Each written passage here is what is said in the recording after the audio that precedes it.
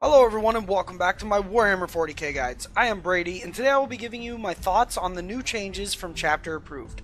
As a Canadian, I feel it's my civic duty to apologize for taking so long to make this video since pretty much every other YouTuber out there has already covered it. But I felt like I should test some things out first and do a bit of research instead of just reading the book and giving some basic thoughts on it.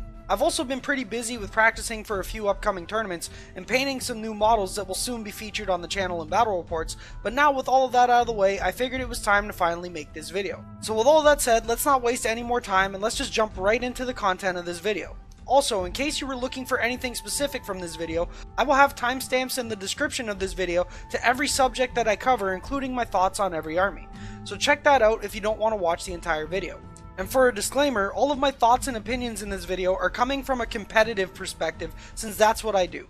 So if you're looking for that type of content, then enjoy. But if you're looking for me to talk about the narrative parts of this book, then you're on the wrong YouTube channel, my friend. First, let's talk about the new chapter approved missions. The first thing I want to discuss about the new match play missions is the way Games Workshop decided to do deployment now. In my opinion on that is deployment and first turn is kinda wonky, but not necessarily bad. How it works in these chapter approved missions is that players roll off and the winner gets to randomly determine the deployment type and then picks their deployment zone. And the player who did not pick their deployment zone now gets to deploy their whole army first, and then the other player who did pick their deployment zone then deploys their whole army afterwards, getting to try to counter deploy. Then the player who deployed first gets to decide who gets first turn, and whoever is chosen to go second can try to seize the initiative if they choose to.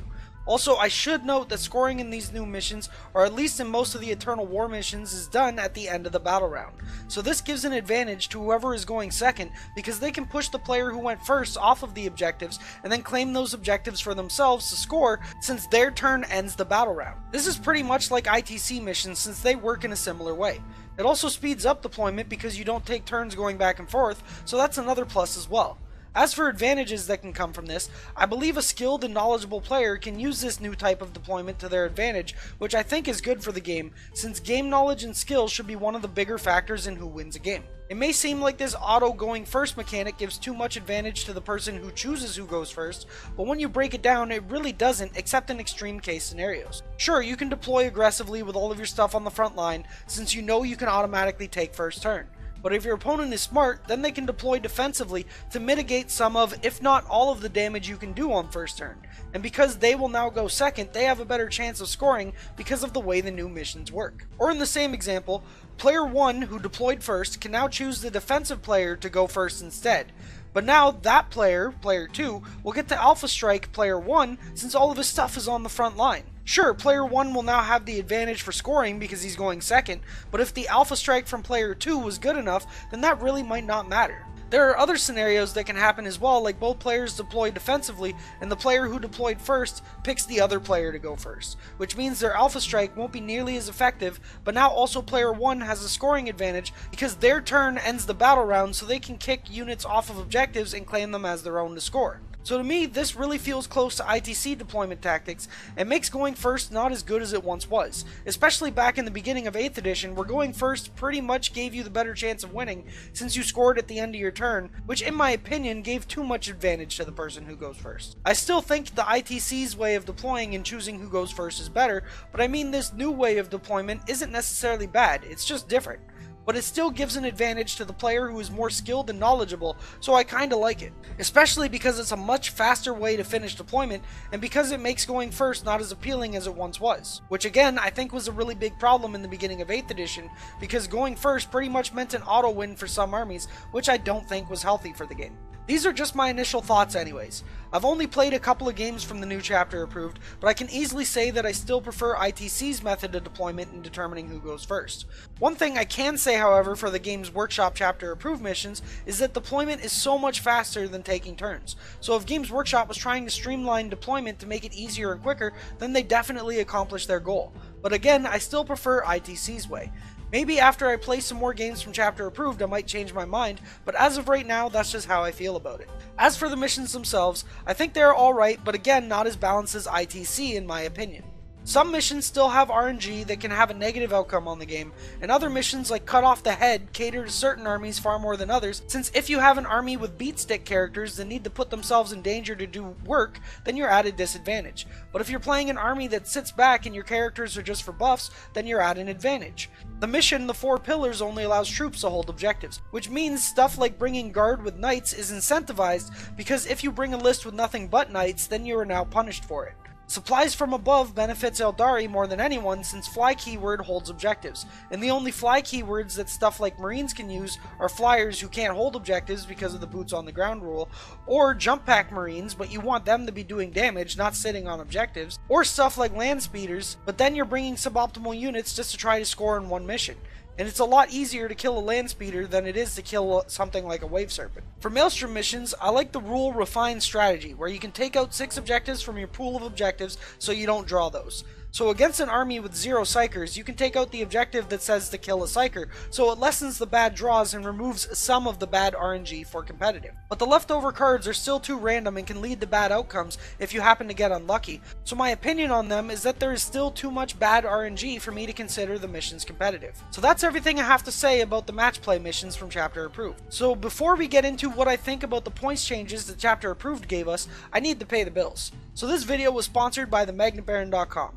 They offer magnets of all sizes, magnetized movement trays, magnetized flight stands, and all other Warhammer 40k related goodies. So if you're looking at picking up some magnets for your hobbying needs, then check out themagnetbaron.com. A link will be in the description. The video was also sponsored by 9.5 Miniature Painting. They're an up-and-coming painting studio that will do very good commissions for a very good price. So if you're looking at getting your army painted up to a really good standard, then check out 9.5 Miniature Painting on Instagram. I will have a link to their Instagram in the description. If you'd like to get in contact with them, just send them a message through Instagram. So with that out of the way, let's get into my thoughts and opinions on the points changes for most of the armies in the game. So first, let's start with a summary. Almost everything that was seeing competitive play pretty much stayed the same in points, with very few things that went up in points. And almost everything that wasn't seeing play in competitive went down in points. Some units kinda got shafted though, because they were played a lot early on in the year, but not so much towards the end of the year, but they still went up in points. Like Mephiston and Cultists, for example. I believe this may be because Chapter Approved is a little behind the times, because it does take time to write it, format it, print copies, and publish the copies, which means it will never be very recent with the meta. This is why I feel like Games Workshop should move to having digital copies that can be updated. This way they can still charge for them to make their money, but also so that it can skip a couple of steps like printing and shipping, and can be more in tune with the recent meta instead of a meta that was here 6 months ago. Which, to be honest though, the meta is still very similar to how it was 6 months ago, but with a few changes, like Plague Bearers being more popular than Cultists now, and Blood Angels not being used nearly as much as they once were. I highly doubt Games Workshop would ever do this though, because then that would mean Games Workshop only really ever has to sell you one Chapter Approved, and if they're going to update it, then there's no need to sell you more Chapter Approves. So from a business perspective, this isn't very good for them, which is why I don't think they would do that. So who are the winners of Chapter Approved? Well, everyone in a sense, because the armies who were already doing well pretty much went untouched for the most part, or had a few units that weren't being used at all lowered in points to incentivize more variety. So basically, the armies that were scared of being nerfed weren't really nerfed, and the armies that were seeing zero competitive play at all became cheaper and more appealing to take.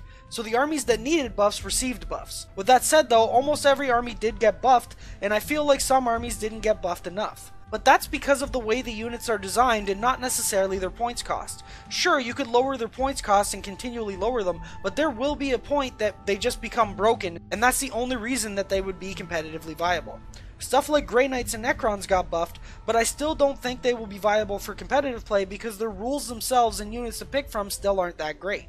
So with that summary out of the way, let's get into the changes I like the most and that I think now have potential to see competitive play. Disclaimer, I don't necessarily think all of the units I'm about to mention are now the best in the game, but rather I think these units made it out the best from Chapter Approved and have potential to see competitive play if it's in a good list and played by a skilled player. I don't think any of these units are overpowered in any way, and I think Games Workshop did a decent job at rebalancing a lot of these units. So again, these are just the changes I like the most. Also, if you would like to hear me talk about a specific army instead of watching the whole video, then I will have timestamps for each army in the description. Let it be known though that some armies I talk about a decent amount, and others I don't really talk about much at all, but this is because some armies got better changes that I really like, and other armies didn't get any changes I liked, or the changes that they did receive I already talked about for a previous army because those two armies might share the same units. So because there are a bunch of overlapping units between all the Space Marine chapters, let's cover those first instead of listing the same units over and over for each chapter. So for all Adeptus Astartes, these are the units that I think came out the best out of chapter approved. So we have Dreadnoughts, all the Primaris Marines, and Storm Shields. Dreadnoughts went down a lot in points, and I think they are a decent option if you bring them with a twin last cannon and missile launcher. And I think they work best in Ultramarines, Raven Guard, or Salamanders, although they can still be useful in other chapters. I just think they work the best in those ones. I think Primaris Marines might be worth taking now, as they are only 4 points more than Tactical Marines, who received no love in chapter approved by the way. So for 4 more points per model, you can get an extra wound and a better gun. So in my opinion, I feel like that's definitely worth it. I don't think Primaris Marines will work with every chapter, but I mean for some of the chapters they do have potential. Storm Shields are now cheaper as well, and they were already good, but with how cheap they are now, I assume we will be seeing a lot of these in competitive play, especially on stuff like company veterans who can take a Storm Bolter with a Storm Shield. The Storm Shields basically ensure your Marines get a 3+ save no matter what, which is really good and helps Marines out a bit, and from a fluff perspective, it actually makes Marines feel a bit more like Marines. Other than mortal wounds, things that have a high AP are actually the bane of Marines' existence. So giving Marines that 3+ invulnerable save is something that I feel that they need in order to be competitively viable, so I'm glad this change was made. For Custodes, I like all of the points reductions, but I don't think they were good enough to make anything really have too much potential, at least not in competitive play. I feel like jet bikes are still the best thing the army has to offer, so I don't think Custodes lists are going to change too drastically from what they were pre-chapter approved. Mobility is really huge in competitive Warhammer 40k, and most of the Custodes stuff isn't really that mobile other than the Custodes jet bikes. Also, the jet bikes come with a really great stat line. It's an amazing stat line to be honest, because they're all toughness 6, they get the 4+ invul, they have 4 wounds each, and they come with hurricane bolters, and they can re-roll their wounds on the charge with a weapon that's actually pretty decent in close combat. So I don't think anything else from the Custodes Codex is actually going to replace those jet bikes, because they're just too valuable and competitive in my opinion. For Admech, I think Dune Crawlers and Rangers made it out the best. And also Admech now has the cheapest battalion the Imperium has to offer with the Rusty 17. With that said though, I think the Loyal 32 is still much better since it gives more bodies and utility through the use of orders. So personally, I would almost always go for the Loyal 32 over the Rusty 17, but I mean the option is at least there now. If you can't afford to fit the Loyal 32 in your list, but you still need more command points to put towards your better units, then go for the Rusty 17.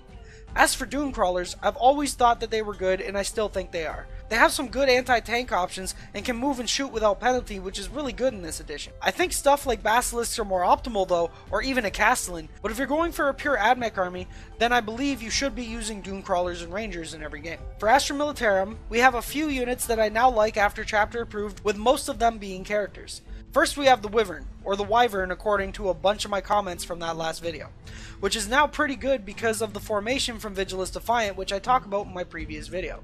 And then we have Veterans, who I don't think will replace Guardsmen, but instead complement them. I also don't think they will see too much competitive play because I feel like Guardsmen are still better overall, with all things considered. But I mean there is potential for them now, because they aren't necessarily bad anymore. And then for the characters, we have Sergeant Kell, Commissar Yarrick, and Castellan Creed. Kell and Creed are auto-includes in any Cadian list in my opinion. With how cheap they are, you would be dumb to not include them with all the buffs they give. And Yarrick is decent as well since orcs are very popular right now in the meta. And being able to reroll all your shots against a horde can come really in handy. If you play Catachan Guard though, then nothing really changes for you, but that's fine because you were the best regiment already anyways.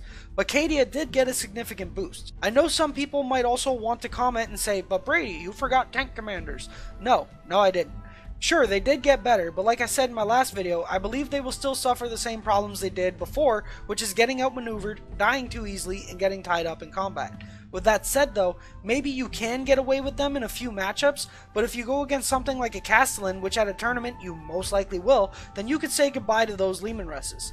And if you took Basilisks instead, first off, you can fit more in your list than you could with the Leman Resses, but also the Basilisks get to hide safely in the back all game instead of having to move out to get line of sight and then dying to a Castellan. So with these things considered, again, I don't really think Leman Resses are that viable still. For Blood Angels, the units I like the most are all the Dreadnoughts and the Sanguinari. To be honest, the Dreadnoughts are going to suffer the same problem as the Leman Resses that I just mentioned, so if you're going fully competitive, then take a Castellan instead for your anti-tank.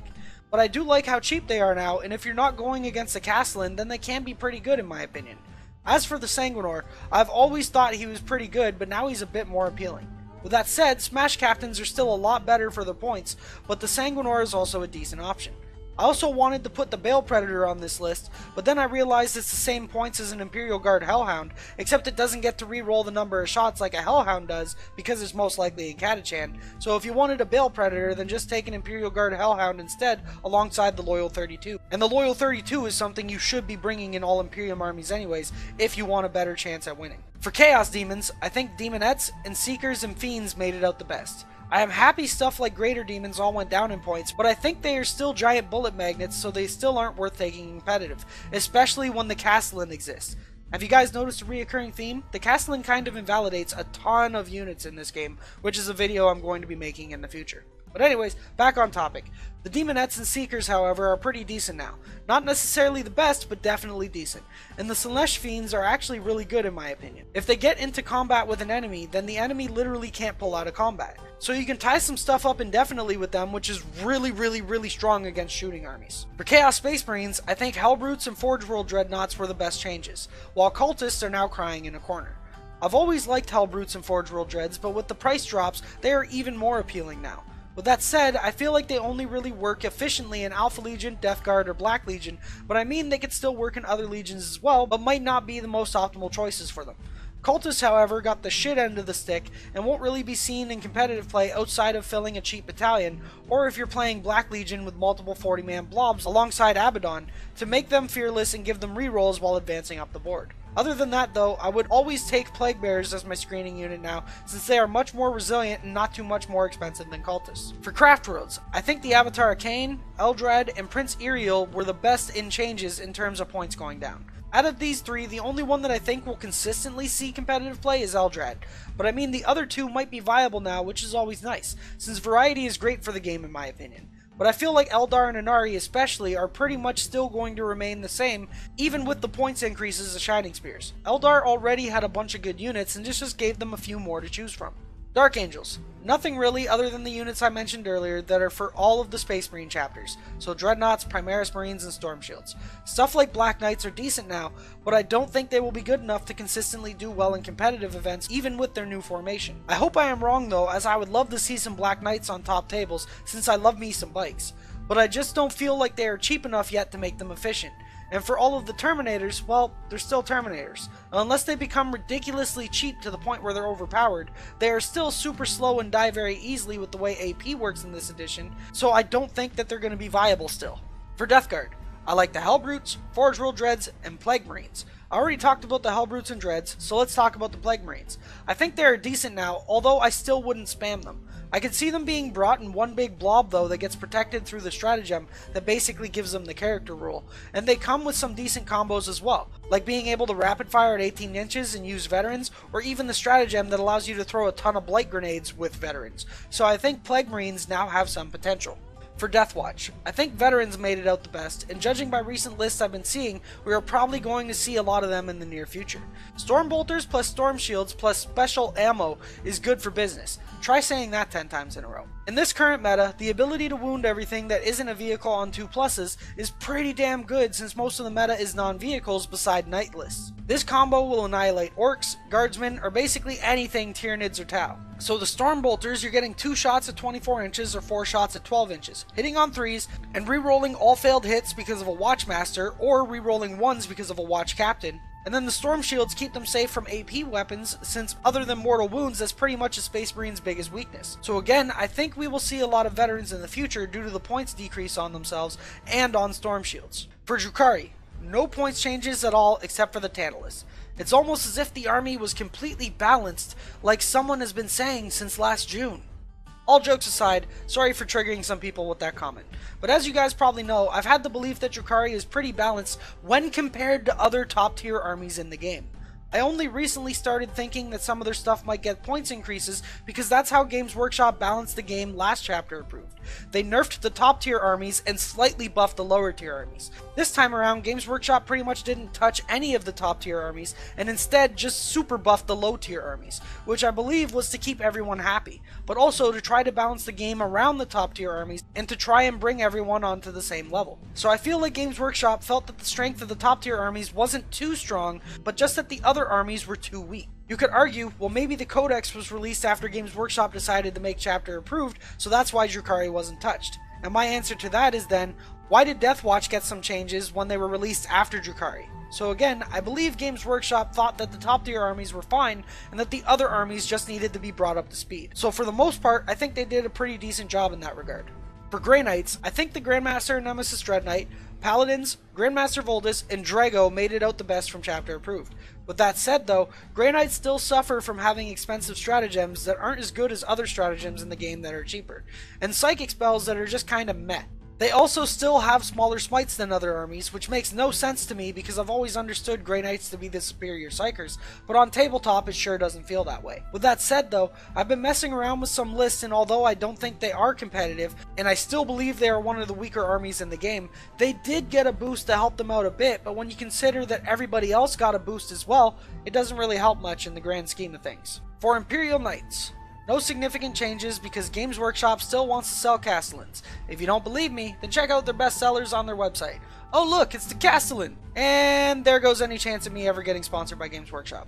When keeping it real goes wrong. For Necrons, I like Warriors and Imhotep and Doomsday Arcs. I think Sawtech is the best Necron army by far, and Imhotep is actually pretty decent at the points he's at now. Doomsday Arcs are okay now, but you're probably still better off with Destroyers, but I felt like I should include it anyways as it's a decent cheap anti-tank option which the army desperately needs. With that said though, I feel like Necrons are still arguably one of the weakest armies in the game for similar reasons as the Grey Knights. They have lackluster rules that need to be changed, and their stratagems are kinda meh. But if you were going to play Necrons, then I think Warrior Spam is still the way to go, as they don't really have any other options that I feel are viable. For the vanilla Space Marines Codex, Helbrecht, and the things I mentioned earlier that apply to all chapters. So Helbrecht has always been a decent character, but now he's better because he's cheaper. Although I would only play him in a full Black Templar list. Other than that though, it's just the units I mentioned earlier, the Dreads and the Primaris stuff. For Space Wolves, it's the same thing as most of the chapters, and that's the Dreads and the Primaris stuff. Other than that, I don't think anything was really changed enough to make them viable, at least not in my opinion. For Tau, I think the Broadside, Ghostkeel, Gun Drones, and Shadow Sun made it out the best. Broadsides are pretty decent for anti-tank, which currently for Tau is mainly just commanders. But if you want to bring a brigade, which is how I would play them, and you're taking Shadow Sun as well, which I mentioned earlier, then you're not going to be able to bring any other commanders. So instead, I would say to bring these guys as your heavy support. They can bring extra drones to support either them or your Riptides, and they're also not that bad. They got some pretty decent guns, and they're cheap enough that I think that they're viable. Ghostkeels are decent now as well, and I think they could also be brought in, but I don't necessarily think that they're a replacement for a Riptide, because Riptides are still pretty damn amazing. But they're just another option that I can see Tau using now. Gun drones are decent now, being 10 points, and I could see them seeing some more play as well. Although I think shield drones and sniper drones are still the way to go. And Shadow Sun is now an auto-include in my opinion. On turn 1 or 2, depending on your deployment and board state, you declare your use of Master of War and declare Monka, which allows all of your units within 6 inches of Shadow Sun to move and advance and still fire normally, allowing you to get a good position for a beta strike. Now normally this is the only time you can use the Master of War ability since it's once per game, but Shadow Sun can in the next turn declare the other half of the ability, which is Kuyon, and as long as the army stays still, every unit within 6 inches of her can re-roll all failed hits. So basically you get 2 beta strikes, or possibly an alpha strike and a beta strike depending on the deployment and the board state. She also comes with drones, because drones are good, and 2 fusion blasters, which are pretty good for anti-tank, as they are basically 18-inch meltas. Overall, I think Tau made it out pretty damn good in this chapter approved, and I feel like we are going to be seeing a lot of them popping up in the 2019 ITC season. For Thousand Suns, I like the changes to the Sorcerer and the Scarab Occult Terminators. The Sorcerer is a nice change because he brings more spells and another smite to the table, and in Thousand Suns, that's always a good thing. And for the Terminators, I feel like they are cheaper versions of the Blightlord Terminators that are better in some regards and worse in others. So first off, they are cheaper. Second, their combi bolters are -2 AP, and they can bring a double missile launcher. They can also get veterans of the Long War, and they can cast a spell or mini smite. You can also buff them to have a 4+ invul and be -1 to hit. But the downsides are they don't get rapid fire at 18 inches like the Blightlords, and they have to buff themselves to get a 4+ invul, whereas the Blightlords just come with it, and they don't have a feel no pain either, and they're not toughness 5. But with all of the buffs you can easily give these guys because your army is filled with Psychers, also the unit can buff itself because it is a Psyker, I think these are pretty decent and I wouldn't mind testing them out myself. I don't think they will be the most optimal thing to bring in a list for competitive, but I mean they aren't bad and they can be a decent beta strike and a nuisance for the opponent, so I'm willing to test them out. For Tyranids, I think the Exocrine and the Swarmlord made it out the best. Exocrine is pretty self-explanatory, it shoots a lot and does it pretty well for being a bug, and those shots can do some really good damage. It's also pretty durable, being toughness 8 with a 3+ save and 12 wounds, so at 170 points I think this thing is a steal. The Swarmlord is amazing, especially if you're spamming Kraken Genestealers, since you can slingshot them into the enemy pretty easily for a turn 1 charge that can sometimes end up winning you the game based off of the deployment and if you trap an enemy model in combat to keep that unit safe. He was kind of expensive before, so if he died turn 1 it was usually too big of a blow, but now he's cheap enough that I think he's worth taking again. So that pretty much covers all of the armies I wanted to talk about. I didn't include Forge World armies since I don't really see them played enough, and I didn't include Sisters because I would like to make a video on them in the future, so I figured I'd save that information for later, since just giving a brief explanation on them I don't think that would do them justice. So with all things considered, who do I think made it out the best out of Chapter Approved? Well, I believe it would be Tau, Nids, Deathwatch, and all the armies I considered tier 1 before the changes. Tau was already a great army, but now they might just have that little push they needed in order to consistently do well at ITC events.